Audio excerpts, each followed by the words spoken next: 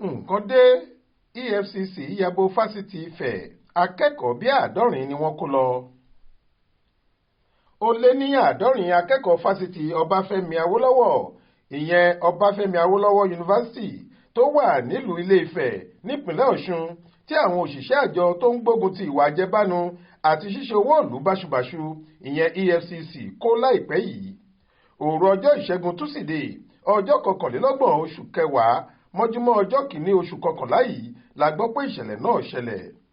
Ilégbèé àwọn akẹ́kọ̀ọ́ tí wọ́n ń pè ní Fine Touch and Superb tó wà nínú Odùduwà Estate nílùú Ilé-Ifẹ̀ ni wọ́n ti lọ kó wọn ní nǹkan bíi aago 2 òru.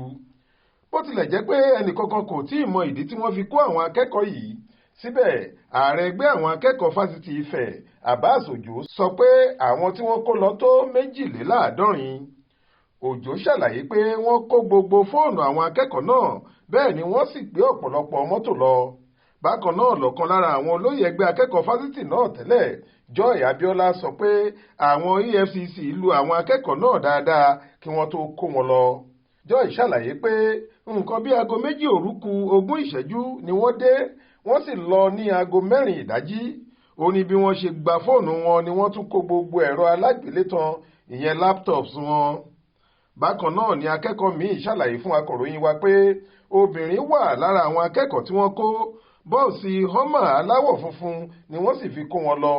Kódà àwọn akẹ́kọ̀ọ́ tó jẹ́ pé ṣe ni wọ́n lọ kí àwọn ọ̀rẹ́ wọn nílẹ̀gbẹ́ náà tó forí lùgbàdì níbẹ̀. Nígbà tí agbẹnusọ EFCC ní ẹkùn Ìbàdàn Olúmídé Ìgbọ́dọ̀fọ̀ ń sọ̀rọ̀ lórí ìṣẹ̀lẹ̀ náà, ó ní láìpẹ́ làwọn yóò fi àtẹ̀jáde síta lórí rẹ̀. Bákan náà ni akọ̀ròyìn wa gbìyànjú láti bá alukoro Fásitì Ifẹ̀ Abíọ́dún Ọlánrewájú sọ̀rọ̀ lórí ìṣẹ̀lẹ̀ ọ̀hún, ṣùgbọ́n gbogbo ìgbìyànjú wa ló já sí pàbó nítorí fóònù ìbánisọ̀rọ̀ rẹ̀ kò lọ. Florence Babaṣọlá ló ṣàkójọ ìròyìn yìí fún iléeṣẹ́ tẹlifíṣàn Aláròye online. Faith Adébọ́lá ló kà á sétí ìgbọ́ yín.